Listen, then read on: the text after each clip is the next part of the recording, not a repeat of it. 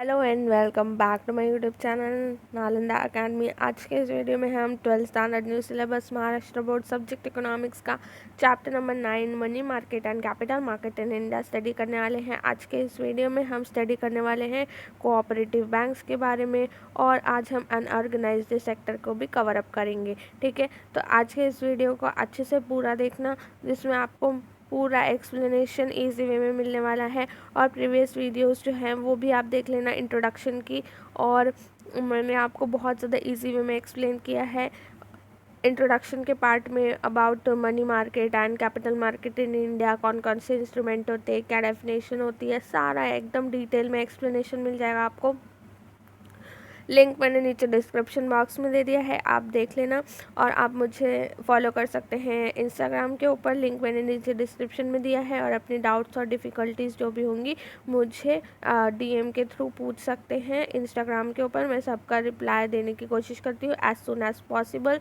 तो प्लीज़ आप मुझे इंस्टाग्राम पर फॉलो करें और आप अपनी डाउट एंड डिफ़िकल्टीज़ को क्लियर करें। मैंने आपको इंग्लिश के वीडियोस भी अपलोड कर दिए हैं, जिसे नहीं देखें देख लेना। आर्ट्स कॉमर्स साइंस सभी को कॉमन होता है, इसलिए ज़्यादा से ज़्यादा अपने फ्रेंड्स के साथ शेयर करना इंग्लिश के वीडियोस जो हैं। ठीक है, मैंने इंग्लिश के वीडियोस की बात करी है। जो भी इंग्लिश के जो चैप्टर्स हैं, इंग्लिश के जो वीडियोस हैं ना, वो सभी को कॉमन है, आर्ट्स कॉमर्स और साइंस के लिए। तो इंग्लिश की जो वीडियो है ना, वो आप कभी भी कोई भी फ्रेंड को सेंड कर सकते हो, चाहे आपका कॉमर्स का है चाहे आपका साइंस का फ्रेंड है। ठीक है, तो ऐसे तो जिसने नहीं देखे हैं प्लीज़ देख लेना, मैंने फिगर ऑफ स्पीच भी एक्सप्लेन करी है। और आज के वीडियो स्टार्ट करते हैं, और कोऑपरेटिव बैंक के बारे में पढ़ेंगे। पिछले टाइम हमने कमर्शियल बैंक और हमने आरबीआई के बारे में स्टडी किया था, और आज हम स्टडी करेंगे about the cooperative banks. Cooperative banks came into existence with the enactment of the cooperative credit societies act of 1904। तो कोऑपरेटिव बैंक्स कब इनैक्टमेंट एग्जिस्टेंस में आए थे? ठीक है, ये कोऑपरेटिव बैंक्स कब से बनना स्टार्ट हो गई थी? ठीक है, तो ये कौन से एक्ट में आता है? Cooperative credit society act of 1904। ये आपको याद रखना ज़्यादा ज़रूरी है। कोऑपरेटिव बैंक कब एग्जिस्टेंट में आती है? विथ इनैक्टमेंट ऑफ कौन से एक्ट के तहत? Cooperative credit society act of 1904। ठीक है, और कोऑपरेटिव बैंक्स जो होती है, जो सहकारी बैंक होती है, सहकारी बैंक, आप जब जाओगे अपने घर से आप देखोगे बहुत सारी सहकारी बैंक होती है। जैसे अभी पीएमसी बैंक है। ठीक है, पीएमसी बैंक का आप सबको पता होगा। पीएमसी बैंक के बारे में बहुत ज़्यादा न्यूज़ में आया था, तो आप मुझे कमेंट करके बताएंगे अबाउट द पीएमसी बैंक। क्या आपको पता है पीएमसी बैंक के जो उधर स्कैम हुआ था, जो घोटाला, उसके बारे में क्या आपको पता है पीएमसी बैंक के बारे में? तो आप मुझे कमेंट सेक्शन में ज़रूर बताना about the PMC bank. Punjab and Maharashtra cooperative bank है वो, तो इसलिए मैं आपको पूछ रही हूँ।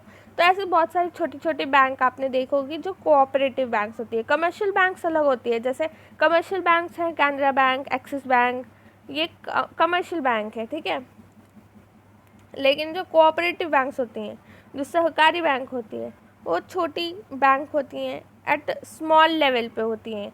क्योंकि कमर्शियल बैंक बहुत ज़्यादा लार्जर लेवल पे जो है पीपल्स को क्या करता है, सर्विस करता है। But cooperative bank smaller level पे जो है, स्मॉलर जो लेवल पे स्मॉल पॉपुलेशन की जो है नीड्स को फुलफ़िल करता है। लोकल पॉपुलेशन की जो नीड्स है, अब जो क्रेडिट नीड्स है लोकल पॉपुलेशन की, उनको क्या करता है, फुलफ़िल करने की कोशिश करता है। Cooperative bank supplement the effort of commercial bank by meeting the credit needs of the local population.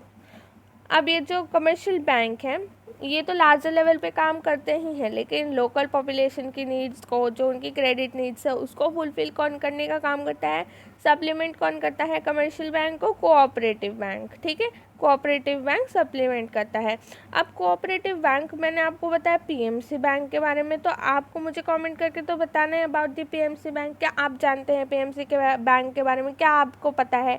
तो इसी के साथ साथ बहुत हर कॉइन के टू साइड होते हैं, every coins has two sides. ठीक है, तो ऐसा नहीं है कि कोऑपरेटिव बैंक्स हमेशा घाटे में चले जाते हैं या हमेशा वहाँ पे जो है मनी लॉस में चला जाता है, ऐसा नहीं होता है कोऑपरेटिव बैंक्स के साथ। हर हर चीज़ का एक गुड साइड भी होता है और एक बैड साइड भी होता है, ठीक है। तो ऐसा नहीं है कि हमेशा घाटे में जाते हैं, ऐसा नहीं है, प्रॉफिट भी होता है कोऑपरेटिव बैंक्स में, ठीक है। ये बात हमेशा याद रखना, दोनों भी चीज़ कॉमन ही है। अब आप देखेंगे कोऑपरेटिव बैंक्स की भी बहुत सारी सक्सेस स्टोरीज है, लेकिन अभी यहाँ पर आपको लिमिटेड ही पढ़ना है। मैं सिर्फ एक्सप्लेनेशन के पॉइंट ऑफ व्यू से आपको थोड़ा बताने की कोशिश करती हूँ कि आपको पता होना चाहिए अबाउट कोऑपरेटिव बैंक्स। कैसे, ऐसा नहीं है कि आप सोचेंगे कि कोऑपरेटिव बैंक्स गलत है, ऐसा बिल्कुल नहीं कहने की कोशिश है मेरी, ठीक है। Every coin has two sides, हर सिक्के के दो पहलू होते हैं, ऐसे कोऑपरेटिव बैंक्स का भी है, गुड बैड। तो ऐसा नहीं है कि हमेशा घाटे में चलती है और ऐसा नहीं है हमेशा सक्सेस स्टोरी ही आपको मिले। तो यहाँ पे दोनों भी चीज़ें कोऑपरेटिव बैंक्स के साथ में। मैं सिर्फ एक्सप्लेन कर रही हूँ, ज़्यादा आपको समझ आए ताकि थोड़ा इंगेजिंग हो, नहीं तो ये सादा सादा यहाँ पर है। कोऑपरेटिव बैंक सप्लीमेंट तो करते ही हैं कमर्शियल बैंक्स के, जो है जो उनका काम होता है, जैसे लोकल पॉपुलेशन की नीड को फुलफ़िल करते हैं। It fulfil the banking needs of small and medium income group. अब small and medium income group के जो है यहाँ पे जो है ये नीड्स को फुलफ़िल करने की कोशिश करते हैं, क्योंकि आपने देखा होगा अब यहाँ पे स्मॉल और मीडियम क्यों लिखा है, देखो कमर्शियल बैंक और ये लिखा मैंने कोऑपरेटिव बैंक। कोऑपरेटिव बैंक के अंदर एक खासियत की बात ये होती है कि इनका जो इंटरेस्ट अमाउंट होता है ना, इंटरेस्ट अमाउंट वो बहुत ज़्यादा हाई होता है, थोड़ा सा मतलब अच्छा खासा इंटरेस्ट देते हैं ये। लेकिन जो हमारी कमर्शियल बैंक होती हैं वो क्या करती हैं, थोड़ा लेस अमाउंट देती हैं इंटरेस्ट जो हम डिपॉजिट करते हैं। तो जो मीडियम और स्मॉल इनकम ग्रुप्स होते हैं ना, अट्रैक्ट हो जाते हैं basically towards the cooperative bank. तो कोऑपरेटिव बैंक की तरफ उनका ज़्यादा झुकाव होना स्टार्ट होता है, क्योंकि वहाँ पे उन्हें क्या मिलता है, थोड़ा अच्छा गुड अमाउंट ऑफ इंटरेस्ट मिलता है। तो पैसा किसको बुरा लगता है, तो थोड़ा सा यहाँ पे अट्रैक्शन जो है स्मॉल और मीडियम इनकम ग्रुप्स का ज़्यादा होता है। The cooperative credit sector comprise of cooperative credit institution such as primary cooperative credit society, district central cooperative banks and state cooperative banks. अब आपने देखा है एक आपकी टेक्स्ट बुक में ऐसा पिरामिड स्ट्रक्चर दिया है और वहाँ पे अलग अलग लेवल दिए हैं, ठीक है, अच्छे से समझना। और अगर क्वेश्चन आता है एग्ज़ाम में तो डायग्राम बनाना इम्पॉर्टेंट होता है। तो सबसे जो नीचे प्राइमरी लेवल है ये, ठीक है, अपने टेक्स्ट बुक में देखना पेज नंबर 85 में मिलेगा। प्राइमरी लेवल पे कौन सी होगी, प्राइमरी कोऑपरेटिव क्रेडिट सोसाइटी है। डिस्ट्रिक्ट लेवल आ जाता है उससे ऊपर, डिस्ट्रिक्ट सेंट्रल कोऑपरेटिव बैंक्स आ जाती हैं यहाँ पे। फिर आता है स्टेट लेवल, स्टेट लेवल पे क्या आएगा, स्टेट कोऑपरेटिव बैंक्स, ये एपेक्स बैंक होती है। स्टेट कोऑपरेटिव बैंक्स जो सबको यहाँ पर देखती है, ये एपेक्स बैंक होती है। और अभी रिसेंटली गवर्नमेंट ने कोऑपरेटिव बैंक्स के जो रेगुलेशंस होते हैं, जो एक्ट होते हैं, उसके अंदर अमेंडमेंट भी किया है रिसेंटली, ठीक है। तो जिसको पता होगा वो नीचे कमेंट करे कि आपको पता था अमेंडमेंट के बारे में। जो कोऑपरेटिव बैंक्स का जो एक्ट है, रेगुलेशन एक्ट, वो गवर्नमेंट ने रिसेंटली क्या किया है, उसको अमेंड किया है ताकि कोऑपरेटिव बैंक्स के ऊपर जो है ज़्यादा रूल्स एंड रेगुलेशंस मतलब थोड़े स्ट्रिक्ट हो सके। और इसलिए इन्होंने क्या किया है, अमेंडमेंट किया है एक्ट के अंदर। जो कोऑपरेटिव बैंक से रिलेटेड होते हैं बेसिकली, जो अलग अलग एक्ट्स होते हैं, उनमें से एक्ट्स में अमेंडमेंट करे हैं गवर्नमेंट ने। नेक्स्ट हम पढ़ते हैं development financial institution, DFIs।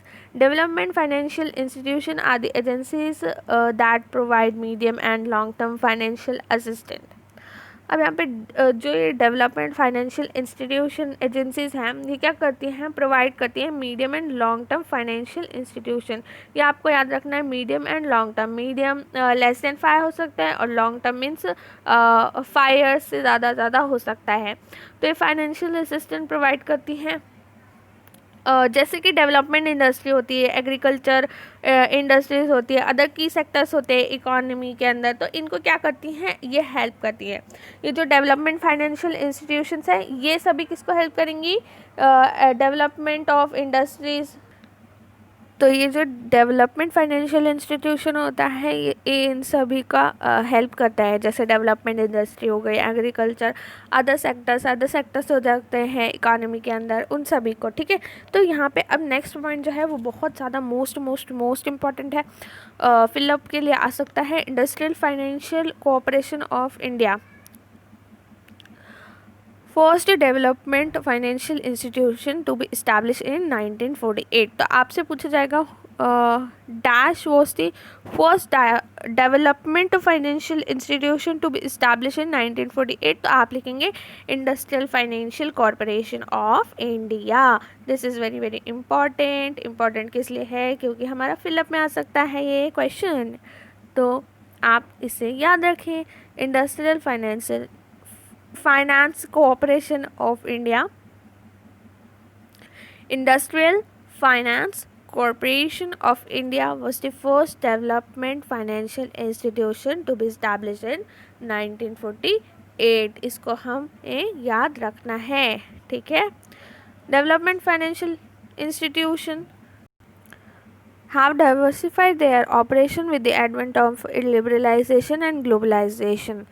They have set up subsidiaries to offer a wide range of new products such as commercial banking, consumer finance, broking, venture capital finance, infrastructure financing, e commerce etcetera. तो ये सारे के सारे और ज़्यादा इन्होंने new product and services launch किए, commercial banking, consumer finance, broking, venture capital finance, infrastructure finance, e commerce etcetera. Thus developmental financial institutions are in the process of converting themselves into universal bank। अब यहाँ पर क्या है, देखिए ये लोग process करते हैं कन्वर्ट करने के लिए into a universal bank. RBI has issued guideline for the development financial institution to become commercial bank। अब इन्होंने क्या, देखो हमने RBI के बारे में पता है, RBI जो है एपेक्स बॉडी है और ये रेगुलेट करती है कमर्शियल बैंक और banking system in the economy of India, क्योंकि ये सेंट्रल बैंक ऑफ इंडिया है, तो ये सब रेगुलेशन गाइडलाइंस इशू करती हैं। तो इन्होंने डेवलपमेंट फाइनेंशियल इंस्टीट्यूशन के लिए भी बहुत सारी गाइडलाइन को क्या किया है, डेवलप किया है, जिससे ये लोग क्या करें, कमर्शियल बैंक कैसे ये बन सकते हैं, ये जो इंस्टीट्यूशन है कमर्शियल बैंक कैसे बने। फॉर एग्जांपल यहाँ पर देखिए ICICI industrial credit and investment corporation of India has become a universal bank by a reverse merger हुआ था it's subsidiary ICICI bank. The example है। नेक्स्ट हम देखते हैं discount and finance house of India. The discount and finance house of India was set up in 1988। तो ये कब set up हुआ था, ये आपको पूछा जा सकता है। Discount and finance house of India कब सेटअप हुआ था, 1988 में सेटअप हुआ था। As a money market institution based on the recommendation of Vaghul committee. तो ये कमेटी का नाम याद रखना, Wagul Committee. It is jointly owned by RBI and public sector banks and financial institution to import liquidity into the money market instrument। अब यहाँ पर देखिए RBI, पब्लिक सेक्टर बैंक और फाइनेंशियल इंस्टीट्यूशन जॉइंटली ओन कौन करता है, RBI, public sector bank and financial institution क्या करते हैं, इम्पार्ट करते हैं लिक्विडिटी आनी चाहिए मनी मार्केट इंस्ट्रूमेंट के अंदर। तो ये जो है मनी मार्केट इंस्ट्रूमेंट के अंदर लिक्विडिटी लाने की भी बहुत ज़्यादा हेल्प करते हैं फाइनेंशियल इंस्टीट्यूशंस जो होते हैं। और हमने देखा कि अनऑर्गेनाइज्ड सेक्टर जो है वो हम नेक्स्ट वीडियो में कवर करने वाले हैं। और आज के लिए बस इतना ही रखते हैं। Discount and finance house of India जो है बहुत ज़्यादा शॉर्ट में दिया है, ये 1988 में सेटअप हुआ और ये किसकी रिकमेंडेशन पे सेटअप हुआ है, वागुल कमेटी। और इसमें जो जॉइंटली ओनर है वो कौन है, RBI और public sector bank and financial institution. और ये लोग क्या करते हैं, इम्पार्ट करते हैं liquidity to the money market instruments. बस यहाँ पर हमारा जो है ऑर्गेनाइज सेक्टर कवर हो जाता है। नेक्स्ट वीडियो में हम मिलेंगे और बात करेंगे अनऑर्गेनाइज सेक्टर के बारे में। तो मिलते हैं हम नेक्स्ट वीडियो में। Thank you so much for watching this video.